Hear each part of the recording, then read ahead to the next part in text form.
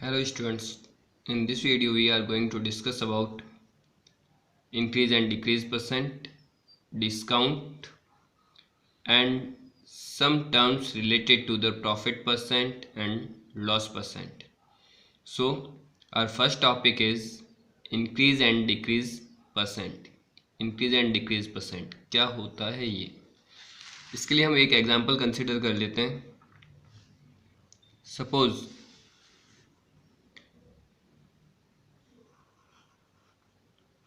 कहीं पे एक टाउन है जिसकी पॉपुलेशन है 200.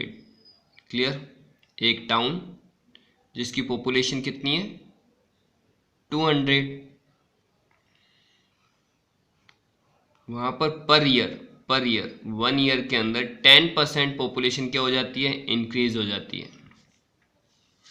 ये हो गया इंक्रीज परसेंट.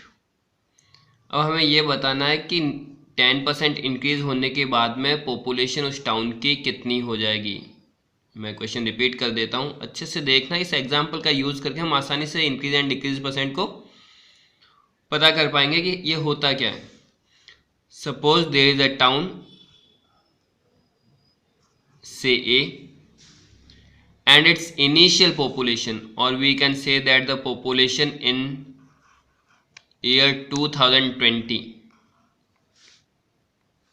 2020 में पॉपुलेशन कितनी है 200.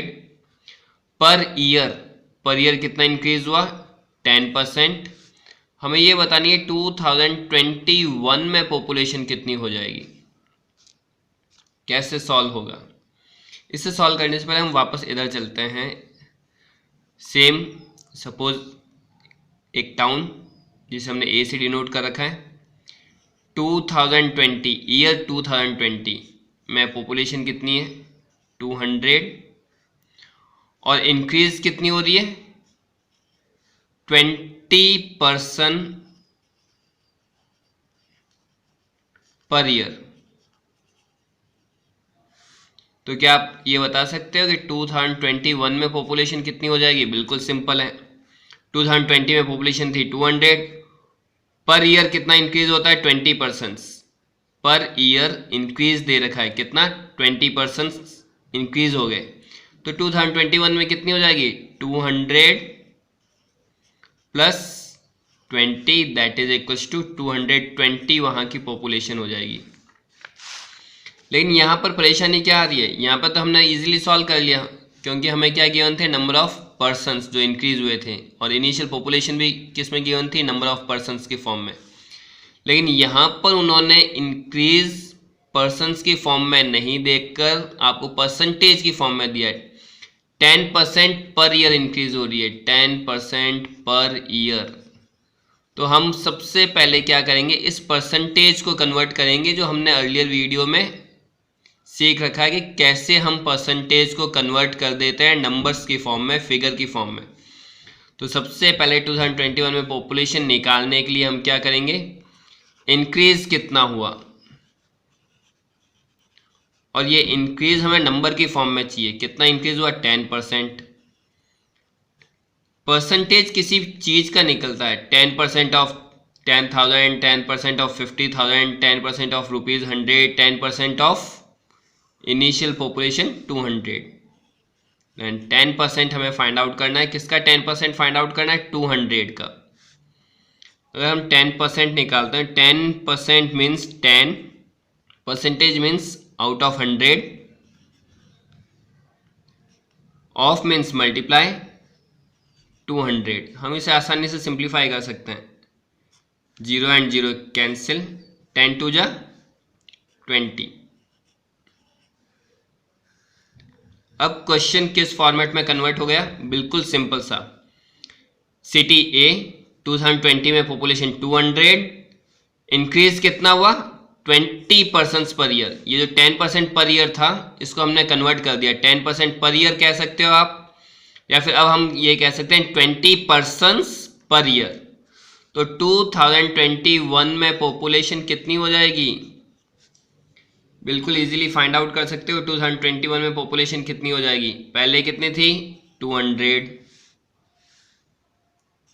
इंक्रीज कितनी हुई 20 तो 2021 में पॉपुलेशन कितनी हो जाएगी 220। इस टाइप से हम increase percent and decrease percent को पहले नंबर में कन्वर्ट करके इनिशियल पॉपुलेशन इनिशियल प्राइस का यूज करते हुए फाइनल प्राइस हम फाइंड आउट कर सकते हैं या फाइनल पॉपुलेशन फाइंड आउट कर सकते हैं। Is it clear? Now move to the next topic, discount.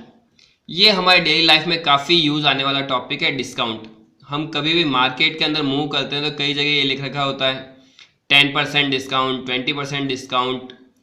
और आजकल मोबाइल के अंदर जब हम रिचार्ज या चार्ज करवाते हैं, कोई बिल सबमिट करते हैं इलेक्ट्रिसिटी वगैरह का, तो उसमें लिखा रखा होता है 5% कैशबैक, 7% डिस्काउंट। ये जो डिस्काउंट है, डिस्काउंट का मीनिंग आप सबको पता है। सपोज अगर 100 रुपीज़ की कोई आपने थिंग परचेज की और उस पर 10 रुपीज़ का डिस्काउंट है, इसका मतलब 10 रुपीज़ उसकी रेट कम हो जाएगी और हम उसे कितने में परचेज करेंगे 90 रुपीज़ में। तो डिस्काउंट क्या हो गया? Discount is the reduction. Reduction means कम होगा अमाउंट। Discount is the reduction given on the mark price of the article. Okay, so what is discount? Discount means mark price. Mark price जो भी उसके ऊपर मार्क कर रखी है minus selling price. Selling price means जितने में हमें सेल किया गया है। Discount is equal to market price minus selling price. Clear कर लेते हैं। सपोज एक पेन है जिसकी कॉस्ट है rupees, there is a pen whose cost is ₹50 और उसे सेल किया गया है। सेल कितने रुपीज़ में सेल किया गया? 40 रुपीज़ में उसको सेल कर दिया। 50 रुपीज़ उसके ऊपर मार्क प्राइस था। सेलिंग प्राइस कितना? 40। मार्क प्राइस 50 था, सेल किया 40 रुपीज़ में, तो एक तरीके से डिस्काउंट दिया गया है। डिस्काउंट कितने रुपीज़ का डिस्काउंट दिया गया है? 50 minus 40 mark price minus selling price. 50 minus 40 that is equal to ₹10। 50 rupees mark था, सेल किया 40 रुपीज़ में, तो डिस्काउंट कितना हो गया? 10 रुपीज़। इसी टाइप से कई बार क्वेश्चन इस टाइप से देते हैं। सपोज आपने एक बुक परचेज करना चाहते हैं जिसके ऊपर मार्क प्राइस है, mark price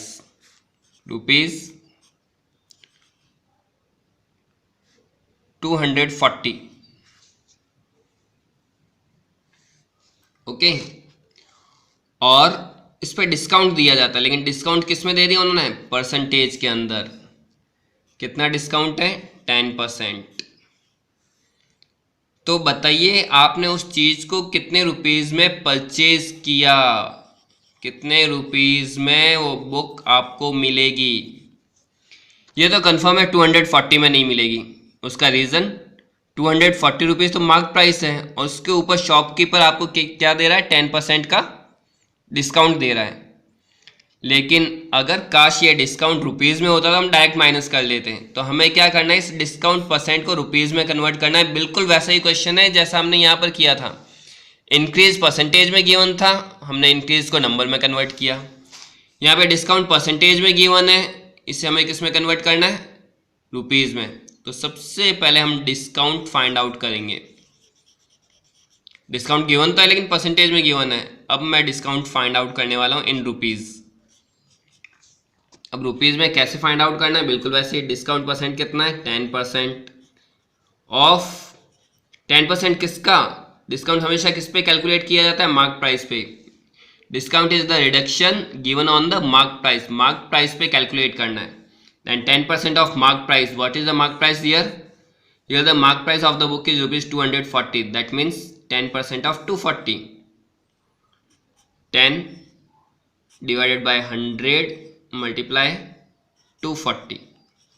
10% means 10 by 100. Percentage means out of 100 of multiply 240. 10 and 10 cancel out. 10 and 10 cancel out. 24 into 1. 24। इसका मीनिंग क्या हो गया? बुक की मार्क प्राइस थी 240 और डिस्काउंट कितने रुपीज़ का मिल रहा है हमें? 24 रुपीज़ का। इसका मीनिंग ये हुआ कि मैं उसे कितने रुपीज़ में परचेज करने वाला हूँ? कितने रुपीज़ में आप परचेज करेंगे? 240 रुपीज़ मार्क थे, लेकिन वो आपको 24 रुपीज़ का डिस्काउंट दे रहा है। 240 माइनस 24 दैट इज 216 रुपीज़। बिल्कुल सिंपल सा कॉन्सेप्ट, आसानी से डेली लाइफ में यूज़ आने वाला इम्पॉर्टेंट टॉपिक। कई बार आप मार्केट जाते हैं, इस टाइप से टर्म्स मेंशन रहती है, तो एटलीस्ट आपको वहाँ पे कैलकुलेट करना आना चाहिए। Now move to the next topic related to the profit percent and loss percent. हमने ये सारी टर्म्स अर्लियर क्लासेस के अंदर स्टडी कर रखी है, हम इसे क्लियर कर लेते हैं। सेलिंग प्राइस, कोई भी शॉपकीपर जिस रेट में किसी भी थिंग को सेल करता है, सपोज अभी हमने एक एग्जांपल किया है, हमें एक बुक गिवन है जिसे शॉपकीपर सेल कर रहा है इन ₹100। तो ये जो 100 रुपीज़ है ये इस बुक के लिए क्या हो जाएगी? Selling price. ओके, जितने रुपीज़ में हम परचेज करेंगे उसे, जिस रेट में भी, वो क्या हो जाएगी? Cost price. या फिर शॉपकीपर ने उसे जितने रुपीज़ में परचेज किया है वो शॉपकीपर के लिए क्या हो जाएगी? Cost price.